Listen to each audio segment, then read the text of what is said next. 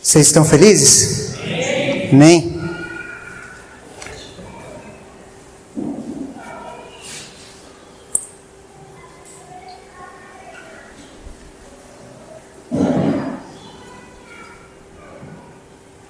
Queridos, eu e você, nós estamos em um processo. Repita comigo assim, processo. Eu e você, nós estamos em um processo, queridos, de crescimento com Deus. Quando nós aceitamos a Jesus, nós recebemos a Jesus nas nossas vidas, o que acontece? Nós nascemos de novo e nós iniciamos uma nova vida. Uma nova vida. Todas as pessoas que aceitam Jesus, aqueles que levantam a sua mão aqui, que recebem a Jesus, falam, eu aceito a Jesus como meu único e suficiente Salvador. Eles recebem a Jesus, eles vêm até aqui à frente, o que acontece com eles? Eles nascem de novo. E quando eles nascem de novo, eles entram em um processo de transformação de vida. A Bíblia chama isso de santificação. Eles entram em um processo de santificação.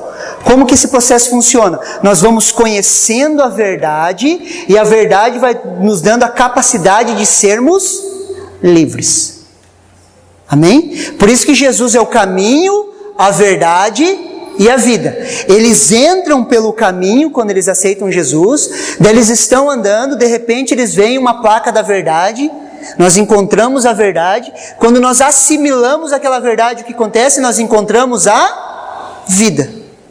E nós estamos nesse processo de sermos transformados à imagem e semelhança de Jesus, amém? Queridos, Jesus morreu na cruz não para nos salvar simplesmente, mas sim para que nós fôssemos transformados e nos parecêssemos cada vez mais com Ele. Esse é o processo que nós entramos, queridos. Quando nós nascemos de novo, nós nascemos como bebês espirituais, como crianças, nós nascemos como bebezinhos. Nós precisamos de todo o cuidado que um bebê precisa. Quem trabalha com a integração, trabalha na integração, já sabe disso, que quando as pessoas aceitam Jesus, elas nascem como um bebezinho, elas precisam de todo o cuidado. Nós precisamos cuidar dos novos convertidos, daqueles que nascem de novo. Por quê? Porque eles são como bebês espirituais. Eles precisam tomar o leitinho, eles precisam ser alimentados, eles precisam ser ouvidos, e nós vamos trabalhando para quê? Para que eles venham a ter uma maturidade, ganhar uma maturidade em Cristo Jesus, assim como uma criança. Amém? O plano de Deus é nos levar a viver em maturidade, queridos, e manifestar o seu reino na terra. Quando nós vamos ganhando maturidade em Deus, queridos, quando nós vamos amadurecendo em Deus, nós vamos manifestando o reino dele sobre a face da terra. E esse é o projeto original de Deus. O projeto original de Deus é manifestar a sua vontade aqui na terra. É manifestar o seu reino aqui na terra. E ele vai manifestar o seu reino aqui na terra através de quem? Através de nós, igreja. Ok? Abram comigo lá em Romanos 8, do 19 ao 21. Romanos 8.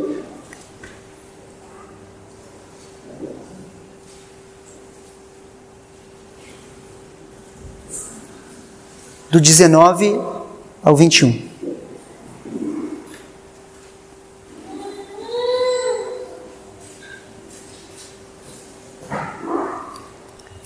A palavra de Deus fala assim, eu vou ler na NVI, preste atenção aqui, ó. A natureza criada aguarda com grande expectativa os filhos, mais uma vez, a natureza criada aguarda com grande expectativa que os filhos de Deus sejam revelados, pois ela foi submetida à futilidade, não pelas suas próprias escolhas, mas por causa da vontade daquele que a sujeitou, na esperança de que a própria natureza criada seja liberta da escravidão, da decadência em que se encontra para a gloriosa liberdade dos filhos de Deus. Amém? Toda a natureza criada, queridos, ela aguarda a revelação dos filhos de Deus. Toda a natureza criada, todo o cosmos, ele aguarda a revelação dos filhos de Deus. Eles aguardam a revelação dos filhos de Deus. A natureza criada anseia essa liberdade. Anseia conhecer a liberdade dos filhos de Deus. Eu e você conhecemos uma liberdade, queridos, que o mundo não conhece. Eu e você conhecemos uma liberdade, temos uma liberdade que aquela pessoa que não conhece a Jesus, aquele teu vizinho que não conhece a Jesus, ele não tem. E a natureza, toda a natureza criada, o que ela aguarda? A revelação dos filhos de Deus. Não dos evangélicos, queridos, mas dos filhos de Deus. A natureza aguarda, as pessoas aguardam a manifestação dos filhos de Deus, daqueles que são filhos, queridos. A palavra filhos aqui, queridos, é ruios. Repita assim comigo, ruios. Mais uma vez, ruios. A palavra aqui, filhos, queridos, é ruios. Essa palavra significa filhos maduros. Filhos maduros, ruios. A natureza aguarda a revelação dos ruios, dos filhos maduros. Quem são os filhos maduros? Aqueles que avançaram no processo, aqueles que avançaram em maturidade, aqueles que conhecem a Deus, aqueles que amadureceram em Deus. Aqueles que amadureceram em Deus. E é essa revelação que a natureza aguarda. A natureza, as pessoas, os animais, toda a natureza criada, ela aguarda a revelação dos ruios, dos filhos maduros de Deus, daqueles que amadureceram no processo. Existe outra palavra para filhos, queridos, que é tecnon. Vocês querem repetir comigo? Tecnon. Tecnon é outra palavra para filhos. Lá em João 1,12. Um versículo muito conhecido, que todo mundo sabe, fala assim, ó: contudo, os que receberam, aos que creram em seu nome, deu-lhes o direito de se tornarem filhos de Deus. Essa palavra filhos, de João 1,12, no grego é tecnon, não é ruios. Tecnon é filho criança, é criação pequena, é filho bebê. Todos aqueles que o receberam, aqueles que creram no seu nome, ele nos deu o poder para serem tecnon, um filho pequeno. Filho de Deus, mas filho pequeno. E quando esse filho pequeno ele nasce, ele precisa amadurecer até ele se tornar um ruios. Quando ele se torna um ruios, ele começa a manifestar a glória da liberdade dos filhos de Deus. Vocês estão entendendo? Amém? Nós começamos a manifestar, quando nós entramos no processo, nós deixamos ser trabalhados por Deus, nós vamos amadurecendo, e quando nós vamos amadurecendo, nós vamos manifestando a glória de Deus. Tecnon, queridos, descendente de crianças, filhos imaturos, que iniciaram a caminhada ou não desenvolveram no processo. Olha que interessante esse texto, eu gostaria que vocês abrissem comigo lá. Abram comigo Mateus 5, do 43 ao 45.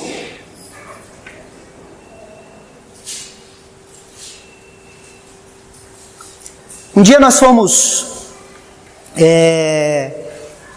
iniciar um trabalho em uma igreja, e eu trouxe uma palavra naquele lugar. A gente estava fazendo a reunião em uma sala de um edifício, salão de festas de um edifício.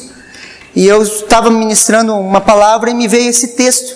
E eu ministrei esse texto quando eu estava voltando de carro. Eu estava conversando com o Gaúcho, vocês já conhecem, um que vem às vezes ministrar louvor aqui conosco.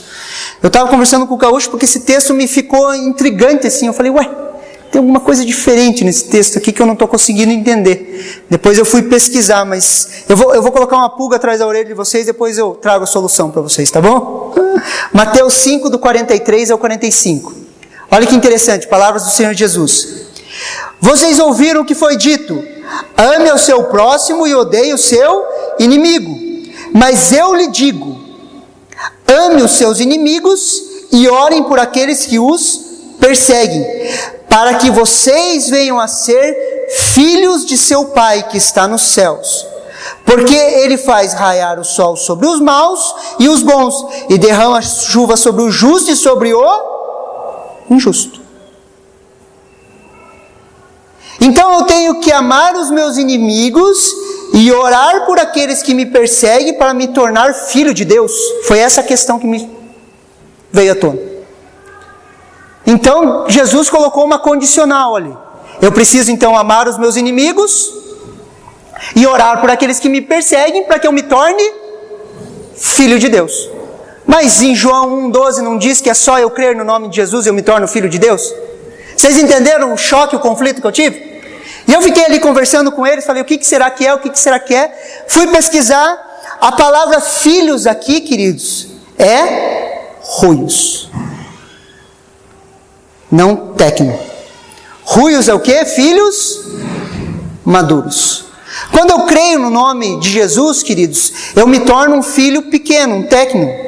Mas quando eu começo a amar os meus inimigos, e eu começo a orar por aqueles que me perseguem, eu entrei num processo de amadurecimento, e eu começo a me tornar um ruios, um filho maduro. Vocês conseguem entender a diferença? Eu começo a me tornar um ruios. Mas como que eu torno um ruios? Eu preciso amar os meus inimigos e orar por aqueles que me perseguem. Eu recebi a Jesus, queridos. Eu recebi a Jesus, eu sou salvo, eu creio em Jesus. Mas eu continuo falando mal dos outros. Eu olho as pessoas como minhas inimigas. Trato bem quem me trata bem. Ajudo quem me ajuda. Fico magoado fácil. As coisas sempre têm que ser feitas do meu jeito. Eu sou um tecno, uma criança. Eu sou salvo. Só que um salvo bebê. Eu sou salvo. Só que eu sou um salvo bebê. Eu só sou um salvo. Estou salvo. Só que você chega perto da pessoa, a pessoa fala mal dos outros, fica falando mal, fica semeando fofoca, fica tentando trazer intriga, separação. Tecno, criança, bebê. Não amadureceu no processo. Olha as pessoas como suas inimigas, não consegue se relacionar. Ficou pesado o clima? Você consegue entender? Nós podemos ser salvos, técnicos e crianças. Só que nós precisamos entrar num processo de amadurecimento. Eu preciso amadurecer, queridos. Eu preciso crescer, eu preciso entrar no processo. Eu preciso mudar as minhas formas de pensar e de agir. Sou salvo, mas não maduro, sou criança. E essa maturidade, queridos, não tem a ver com o tempo de igreja. Pastor, eu estou 30 anos na igreja. Você pode estar 30 anos na igreja e ser um técnico. Ser uma criança, ser um bebê. Você pode estar 50 anos na igreja e continuar sendo um tecno, uma criança, um bebê. Não entrou no processo de amadurecimento. Não deixou a palavra de Deus transformar a sua mente. Não se submeteu à palavra. E nós vamos andar em maturidade, amém, queridos? Fala amém aí, queridos. Amém. A pergunta clara seria, por que eu preciso amadurecer? Abram comigo lá em Gálatas 4:1.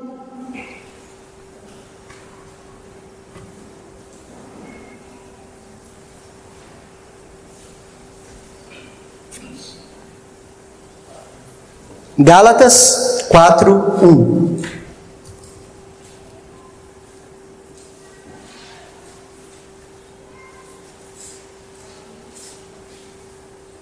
Aqui no contexto, Paulo está falando entre a lei e a graça, queridos. Ele está falando da diferença entre a lei e a graça. E a graça seria a maturidade de Deus na vida das pessoas. Então a lei servia de tutor e a graça veio trazer a maturidade. Mas nós podemos aplicar nessa palavra que nós estamos conversando. Digo, porém, que enquanto o herdeiro é menor de idade, em nada se difere de um escravo, embora seja dono de tudo. Queridos, nós podemos ser filhos de Deus. Nós podemos ser donos de tudo, de toda a herança que Deus tem nos dado. Só que se nós não amadurecermos, nós nada se diferimos dos escravos. Nós continuamos sendo crianças. Enquanto nós não amadurecermos, queridos, nós não temos acesso a algumas promessas de Deus para as nossas vidas. Ah, porque Deus não nos ama? Não, querido, simplesmente porque nós não amadurecemos. Você daria um carro para uma criança de 12 anos dirigir agora? Você daria a chave do teu carro para uma criança de 10 anos dirigir? Você daria uma faca de churrasco para uma criança de 5 anos? Você faria isso? Por que você não faria isso? Uma, porque ela não tem maturidade, outra, porque ela não tem responsabilidade. Maturidade e responsabilidade estão associados, queridos. Quanto mais responsabilidade nós temos, mais maduros nós nos tornamos. Sim ou não? Quem já passou por esses processos sabe. Nós vamos ganhando maturidade e ao mesmo tempo nós vamos sendo revestidos de responsabilidades. Embora sejamos dono de tudo, não nos diferimos dos escravos se nós não amadurecermos. Vivemos mendigando em nossas emoções, com dificuldade em nossos relacionamentos. Muitas pessoas são filhos de Deus, queridos, nasceram de novo, só que elas ficam mendigando nas suas emoções. Elas têm dificuldade nos seus relacionamentos, por quê? Porque são crianças. Você já colocou um monte de criança junto, brincar e joga um brinquedo assim, para ver o que acontece? O que acontece? Briga, não é? Coloca um grupo para trabalhar juntos, começa a se pegar muito, é por quê? Porque está um bando de crianças tentando fazer alguma coisa junto.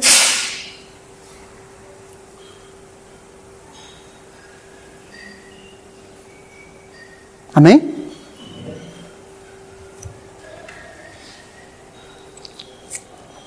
Quando nós falamos de igreja, nós vemos muito isso, queridos. Vamos fazer o propósito de Deus, vamos. Coloca todo mundo para trabalhar junto, começa a se pegar. Você fala, criança, não sabe respeitar, não sabe ouvir. Já chamou a atenção de criança?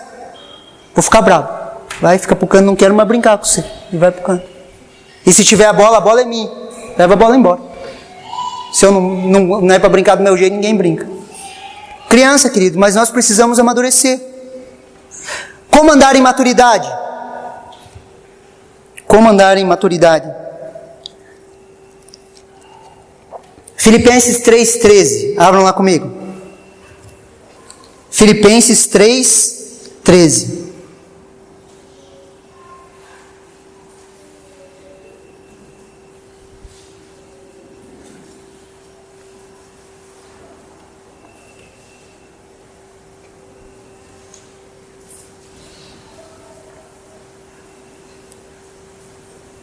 Irmãos, não penso que eu mesmo já tenha alcançado, mas uma coisa eu faço, esquecendo-me das coisas que para trás ficam e avançando para as que estão diante de mim.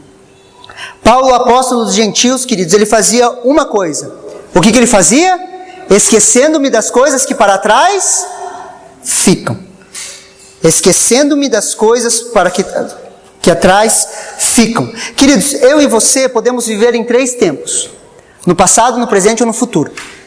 Existem pessoas, queridos, que elas vivem no passado. Sempre nas recordações do passado. Tem pessoas que vivem no presente, no agora. E tem pessoas que vivem no futuro. E quando nós caímos para viver no futuro, o que acontece? Ansiedade. Nós ficamos, nossa, quanto que eu tenho que pagar? Mas isso. Fica imaginando coisas que talvez nem se concretizem. Viver no futuro. E tem pessoas que vivem no passado, queridos, ou eles vivem presos nas suas amarguras, nas suas lutas, nas suas dificuldades, nas coisas que lhe machucaram, ou eles ficam na nostalgia. Nossa, o tempo lá de trás era bom. Ok? Nós podemos viver nesses 3 tempos. E nós precisamos aprender, queridos, a andar nesses 3 tempos. Passado, queridos, podemos viver nos nossos traumas e em nossas nostalgias, como era bom o tempo lá de trás. Só que preste atenção, olha o que Eclesiastes 7,10 fala. Anote aí que eu vou ler aqui para vocês, preste atenção. Eclesiastes 7,10 fala assim: o homem mais sábio do mundo, queridos, escreveu essas frases. Não diga porque os dias do passado foram os melhores que os de hoje, pois não é sábio fazer tais perguntas. Queridos, não há sabedoria em falar que os dias passados são melhores que os dias de hoje. Não há sabedoria nisso. Paulo afirma, esquecendo-me das coisas que para trás ficam. Queridos, nós precisamos aprender a esquecer o passado.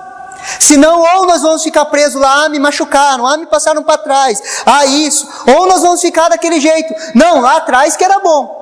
Hoje em dia não presta, mas lá atrás era bom, lá atrás era bom, lá atrás era bom. E nós precisamos romper com o passado. Nós precisamos aprender a esquecer o passado. E Paulo estava falando já crente, queridos. Ele não estava falando para o ímpio, ele estava falando ele, apóstolo Paulo, que já tinha trabalhado muito para Deus. O que ele estava falando? Eu esqueço das coisas que ficaram para trás, eu prossigo para frente. Eu esqueço dos avivamentos para trás, eu continuo para frente. Eu esqueço das coisas que aconteceram atrás, eu continuo para frente. Um exemplo de um homem, queridos, que esqueceu o seu passado, queridos, é o exemplo de José. Gênesis 41, 51, abram lá comigo.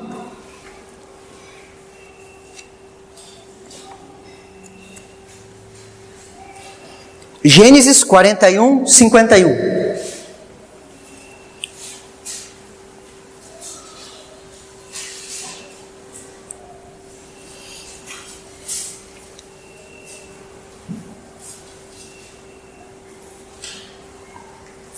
A palavra de Deus fala assim: ao primeiro José deu o nome de Manassés, dizendo: Deus me fez esquecer todo o sofrimento e toda a casa do meu pai. Quais sofrimentos que José teve? José foi vendido com mais ou menos 16 anos como escravo. Foi traído pelos seus irmãos. Ele foi colocado numa cisterna, passou uma caravana, os irmãos dele venderam ele, arrancaram ele do pai. O pai dele amava ele mais que os seus outros irmãos, porque era filho da sua velhice. Ele saiu de lá, foi levado para o Egito, chegou no Egito, foi para a casa de Potifar, estava fazendo todas as coisas certas, abençoando a Potifar. Potifar falou para ele: você tem domínio sobre toda a minha casa, menos sobre a minha esposa. Por quê? Porque antigamente os criados poderiam ter relações com a sua ama, e Potifar dá uma ordem clara para José: você não toca nela. A mulher de Potifar tenta fazer uma potifaria com ele, segura ele, ele consegue fugir, foge dela, é preso, vai para a cadeia, fica preso lá na cadeia. Lá na cadeia o que ele faz? Ele administra a cadeia, queridos, tão bem que o carcereiro não trabalhava mais, José fazia tudo por ele. Lá na cadeia, no cárcere, tem dois homens que vêm, o copeiro do rei e o padeiro do rei. Eles têm sonhos, José interpreta os sonhos dele, fala para eles: não se esqueçam de mim. Eles vão embora, o que eles fazem? Esquecem de José. Mais ou menos 2 anos depois, Faraó tem um sonho, sonha, José vem, traz a revelação do sonho. José é colocado como governador do Egito. José tem um filho, o que ele faz? Ele coloca o nome de Manassés. Manassés significa o quê? Esqueço-me das coisas que ficam para trás. Agora imagine a genialidade de José, queridos. Toda vez que José chamava o seu filho, o que ele falava? Manassés. Para quem já teve filho pequeno, eu fico atrás da minha: Aline, sai daí, Aline, desce daí, Aline, sai daí, ô Aline, ô Aline. José devia ficar assim: Manassés, Manassés. O que ele estava falando? As palavras tinham significado antigamente. O que ele estava falando? Eu me esqueço das coisas que ficam para trás, eu me esqueço das coisas que ficam para trás, eu me esqueço das coisas que ficam para trás. E ele foi se esquecendo das coisas que ficaram para trás. Deus me fez esquecer. Hoje é o dia de você dar um ponto final no teu passado, queridos. Hoje é o dia de você romper com o teu passado. Você sabe que está te adoecendo o teu passado. E você precisa romper, você precisa colocar um marco. José colocou um marco no passado dele, que foi o nome do filho, Manassés. E toda vez que ele chamava Manassés, ele marcava: eu me esqueço das coisas do passado.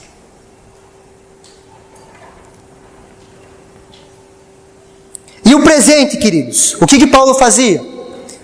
Avançando para as coisas que estão diante de mim. Eu só tenho como avançar no presente, sim ou não? Você tem como avançar no futuro? Não. Você tem como avançar no passado?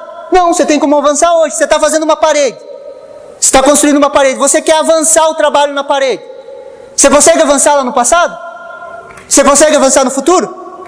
Você só consegue avançar agora, se você começar a trabalhar.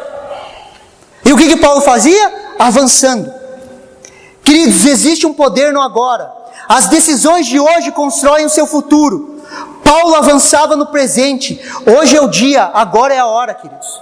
Nós precisamos aprender a viver no presente. É agora que nós conseguimos fazer as coisas. É agora que vocês conseguem ouvir a palavra. É agora que tem que se concentrar no lugar que está. É no poder do agora. Existe um poder no agora, queridos. É agora que nós temos as forças para mudar isso. É agora, é hoje. E hoje é o dia do seu milagre.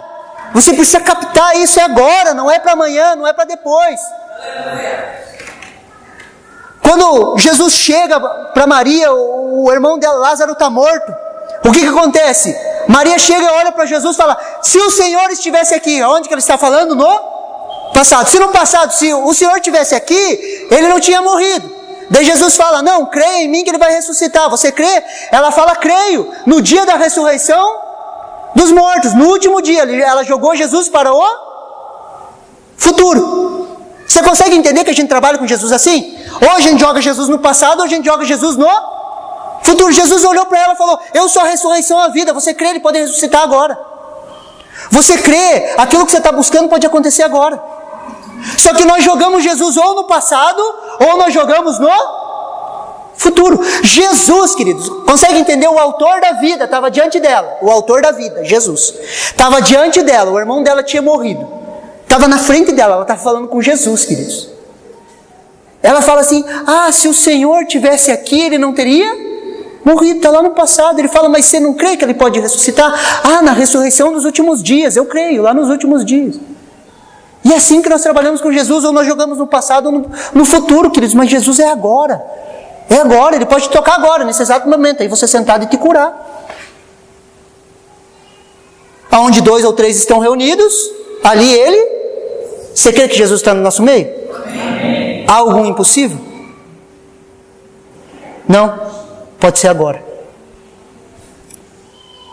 Esse é o poder do agora, queridos. Nós precisamos aprender a materializar as coisas no agora. Nós precisamos aprender a viver no agora, queridos.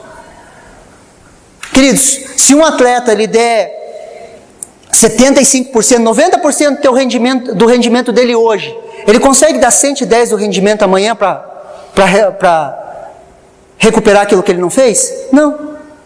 Você consegue imaginar? Um cara vai treinar para uma luta de boxe. Hoje ele está meio com preguiça, ele treina 90%. Você acha que ele vai conseguir fazer 110% para recuperar? Não. Nós temos que ser 100% no agora. E nós precisamos aprender a viver 100% no presente, queridos. A maioria das pessoas sofre de ansiedade. Por quê? Porque não está vivendo o presente. E existe um poder no agora. E José, ele aplicou outro princípio, queridos, impressionante. Gênesis 41, 52, um versículo depois daquele que a gente leu.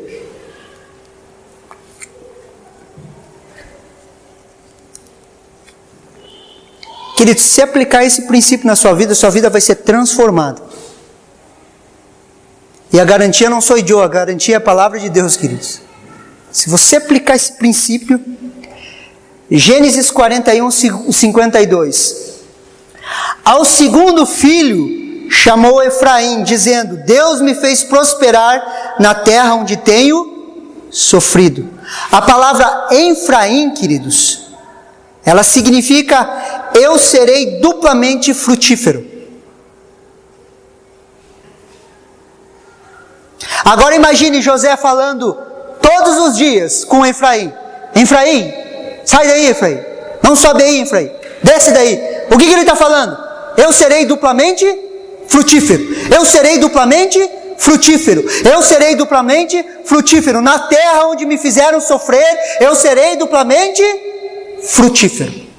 Era isso que José estava fazendo, queridos. Nós avançamos no nosso presente como? Falando. Você avança na caminhada com Deus como? Falando. É falando, queridos. Nós avançamos com Deus falando. Falando. E José ficava falando: eu serei duplamente frutífero. E nós vamos falando.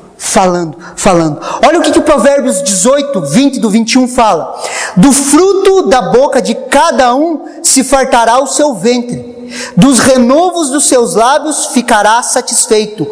A morte e a vida estão no poder da língua, e aquele que a ama comerá do seu fruto. Do fruto da boca de cada um se fartará o seu ventre. Queridos, o teu futuro, ele é desenhado pelas palavras que você fala. O teu futuro, ele é desenhado pelas palavras que você fala.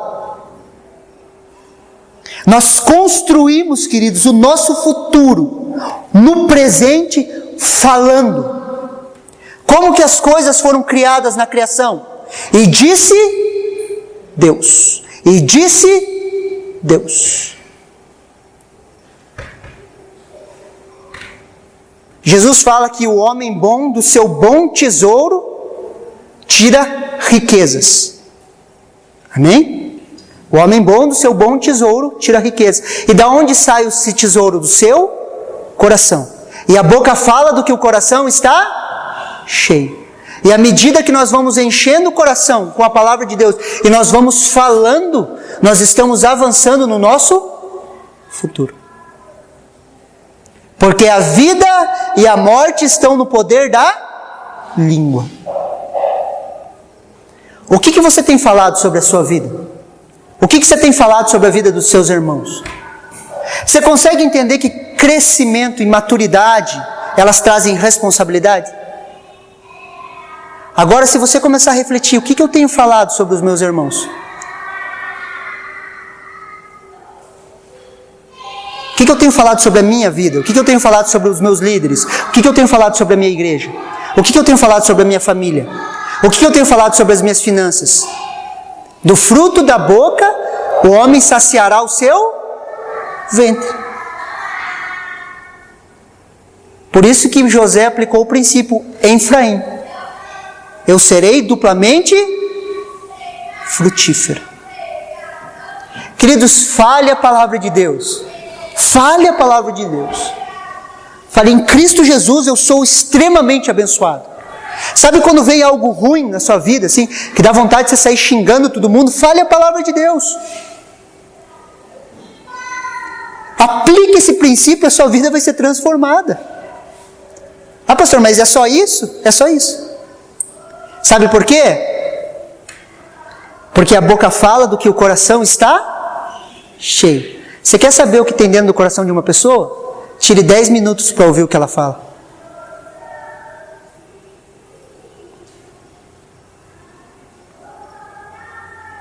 Se ela começar a falar sobre dinheiro, o coração dela está amarrado em mamão.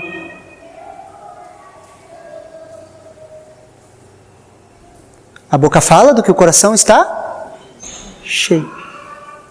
Aplique o princípio de Efraim. Eu serei duplamente frutífero. E comece a falar, eu serei abençoado. Eu olho para a igreja, por que, queridos, nós conversamos, eu sempre falo, eu olho para a igreja, eu vejo a igreja crescendo, queridos. Eu vejo crescendo. Eu vejo nós fazendo campanha, nós vamos ter que fazer campanha para comprar cadeira, queridos. Vocês concordam comigo? Amém? Você consegue entender? Mas isso nasce da onde? Do nosso falar. Então no presente, no poder que existe agora, nós avançamos como? Falando. Amém? Amém. E futuro, queridos? Como nós trabalhamos para o futuro? Paulo fala assim, para as coisas que estão diante de mim. Queridos, Paulo tinha uma visão, ele olhava, ele conseguia ver, e essa visão o consumia, ele trabalhava em cima daquela visão. Ele tinha uma visão, queridos. Nós precisamos estabelecer uma visão sobre as nossas vidas, queridos. Nós precisamos estabelecer essa visão. Nós precisamos prosseguir para o alvo. Por quê, queridos? Porque a visão vai gerar uma paixão, queridos. A visão, quando nós olhamos assim, visão é um quadro do futuro desejável, queridos. Sabe quando você olha assim, você fala, eu quero chegar lá, queridos, eu quero chegar lá. Aquilo vai te gerar uma missão, e essa missão vai te gerar uma paixão, e você vai trabalhar para chegar lá. Quem já construiu alguma casa aqui, alguma coisa, sabe que assim, você viu primeiro a tua casa onde? Na sua cabeça. Você olhou ela assim, e aquilo te gerou o quê? Uma paixão. Eu vou trabalhar, eu vou construir, eu vou fazer, sim ou não? Quem já construiu sabe que assim, eu vou fazer, eu vou colocar assim, você ficava imaginando, isso é uma visão. Agora, nós precisamos trazer essa visão para Deus, queridos. Eu olho, queridos, sabe quando canta essa música que foi a Ju que escreveu? Aquela, o que eu mais quero? O que eu mais quero é olhar em teus olhos. Que a gente cantou, vocês lembram? Essa música foi a Ju que escreveu. Ela escreveu em 2007. Uma vez nós estávamos num retiro, queridos. Queridos, eu olhava assim, eu falava, o que eu mais quero é ver Jesus, queridos. O que eu mais quero é ver Jesus. Eu quero ver o sorriso dele. Eu quero ver ele. É o que eu mais quero, eu quero ver ele. Por isso que eu falo para ela, eu sempre falo, canta aquela música lá. Canta aquela música. Por quê? Porque isso gera uma visão, queridos. O que eu mais quero é ver Jesus. O que eu mais quero é ver vocês se encontrando com Jesus. O que eu mais quero é que nenhum dos nossos se percam, queridos. O dia que ele voltar, vai todo mundo. Não fique ninguém para trás, queridos. É essa a visão. Eu quero ver ele. Eu quero viver para ele. É isso que eu quero. Consegue entender? Era isso que Paulo falou. Ele falou, eu sigo para o alvo. Eu continuo prosseguindo. Paulo foi apedrejado. Levou porrada. Quase morreu sendo apedrejado. Ele levantava, batia poeira e fazia o quê? Vamos para outro lugar que eu prossigo para o alvo. Ele não ficava reclamando, nossa, lá me atacaram pedra, Deus me abandonou. Ele continuava seguindo para o alvo. Era rejeitado, apanhava, os caras perseguiam ele. Ele falava sobre a ressurreição dos mortos, virava uma bagunça, queridos. As pessoas viravam confusão, batiam nele, levavam ele preso, e o que ele fazia? Eu vou continuar, eu vou para o alvo, eu vou para o alvo, eu vou para o alvo, eu vou para o alvo. Por quê? Porque ele tinha uma visão, ele olhava com clareza para o futuro.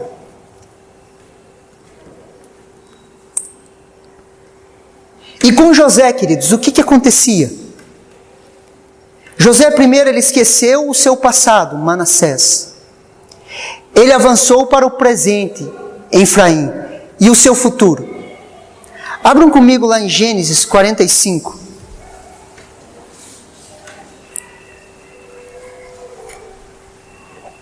Queridos, esse é um dos textos mais lindos da Bíblia, queridos. Gênesis 45, do 1 ao 8. Queridos, preste muita atenção nisso. Veja a figura de um homem maduro, queridos. Veja a figura de um filho de Deus, de um ruios, de um filho de Deus maduro, queridos. De um homem que entendeu, de um homem que esqueceu as coisas do passado, que no presente ele declarava, ele falava, queridos, veja o que Deus transformou esse homem chamado José. Gênesis 45, do 1 ao 8. A essa altura, José não podia mais conter-se diante de todos os que ali estavam, e gritou, façam sair a todos. Assim ninguém mais estava presente quando José se revelou aos seus irmãos. E ele se pôs a chorar tão alto que os egípcios o ouviram, e a notícia chegou ao palácio de Faraó. Então disse José aos seus irmãos, eu sou José, meu pai está vivo? Mas os seus irmãos ficaram tão pasmados diante dele, que não conseguiram responder-lhe. Cheguem mais perto, disse José a seus irmãos. Quando eles se aproximaram, disse-lhes, eu sou José, o seu irmão, aqueles que vocês venderam ao Egito. Agora não se aflijam, nem se recriminem por terem me vendido para cá, pois foi para salvar vidas que Deus me enviou diante de vós. Já houve 2 anos de fome na terra, e nos próximos 5 anos não haverá cultivo nem colheita, mas Deus me enviou à frente de vocês, para lhe preservar um grande remanescente nesta terra, e para salvar-lhes a vida com grande livramento.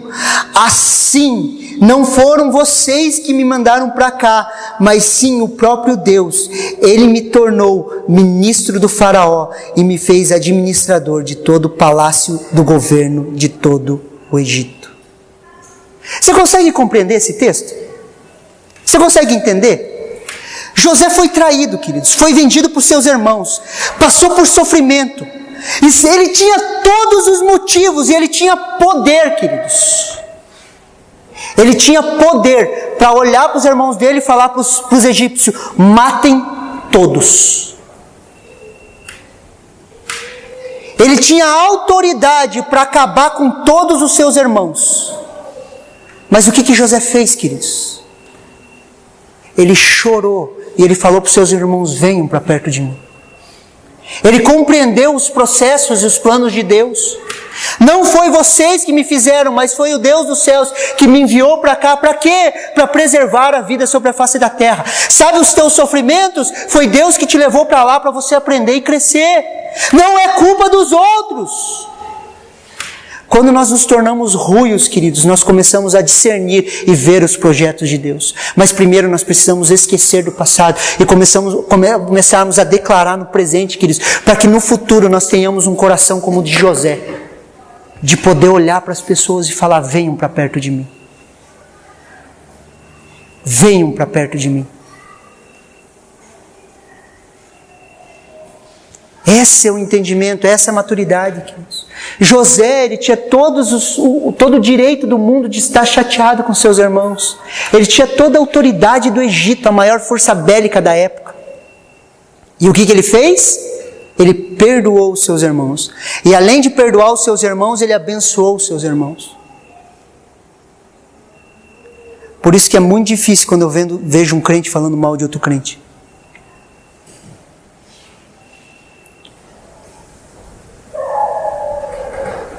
Quando nós amadurecemos, queridos, nós começamos a entender essas coisas, nós começamos a aplicar isso. Ruios, filhos maduros. Então, como que eu faço para andar em maturidade? Eu preciso aprender a trabalhar com o meu passado, o meu presente e o meu futuro. O meu passado, eu preciso, Manassés, esquecer o meu passado, esqueço das coisas do passado. No meu presente, eu preciso trabalhar o agora, o avançar agora, e eu avanço falando, declarando, liberando palavras, orando, profetizando. E no futuro, queridos, eu tenho uma visão clara de quem é Deus, e por ter essa visão clara do plano total de Deus, eu consigo caminhar com pessoas, eu consigo trazer as pessoas para perto. Qual que é a conclusão que José chegou? Não foi vocês que me venderam, mas sim foi Deus que me levou para preservar a vida. Sabe aquelas dores que te machucaram lá atrás? Isso serve para você curar pessoas e preservar a vida delas no futuro, no presente, trazendo o teu testemunho. Você já foi edificado quando alguém sofreu, alguém passou por alguma dificuldade, ele dá o testemunho e você fala: nossa, eu me identifico com essa pessoa, e você fala: nossa, aquilo mexe com a tua fé. Já aconteceu isso com você? Sim ou não? Mas aquela pessoa venceu uma dor, um sofrimento, uma dificuldade, e edificou a sua fé, preservou a sua vida com Deus. Vamos andar em maturidade, queridos?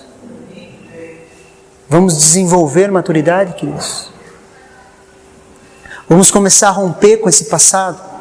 Vamos começar a romper, esquecendo do passado. Viva 100% no presente, queridos. Libere palavras. Creia no mover de Deus, creia no agir de Deus, creia na manifestação de Deus. Fale, queridos. Fale, queridos. Fale, queridos. Aquilo que está morto, fale. Quando Deus chega e fala para o profeta: esses ossos podem se tornar a viver. O profeta fala: você que sabe, Deus. Então o que Deus fala? Profetiza. E ele começa a profetizar, e o que acontece? Os ossos se tornam um grande exército. Só que eles se tornaram um grande exército a partir do momento que o profeta começou a falar. A hora que você alinhar o teu falar com o falar de Deus, nada mais te segura. A hora que você alinhar o teu falar com o falar de Deus, nada mais te segura. E você começa a falar: haja vida. Nos relacionamentos destruídos, haja vida. Como líderes, nós liberamos sobre as pessoas: haja vida. Vida, vida, restauração, transformação. Isso é maturidade, queridos. Isso é entender o plano de Deus, o agir de Deus, o falar de Deus. Para que se um dia nós precisarmos, nós vamos ser como José, queridos. Até as pessoas que te traíram, te passaram para trás, te machucaram, você fala: vem cá, eu vou te abençoar com aquilo que Deus tem me abençoado. Eu vou preservar a vida. Agora já não sou eu mais quem vive, mas Cristo vive em mim. A vida que eu vivo, eu não vivo mais para mim, mas eu vivo pelo Filho de Deus. Aleluia. A minha vida não é mais minha, e a sua vida não é mais tua.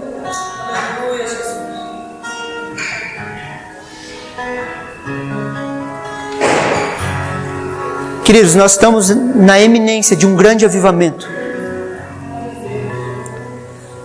Nos próximos anos, Deus vai fazer aquilo que nós nunca ouvimos falar. Aquilo que nós nunca ouvimos falar.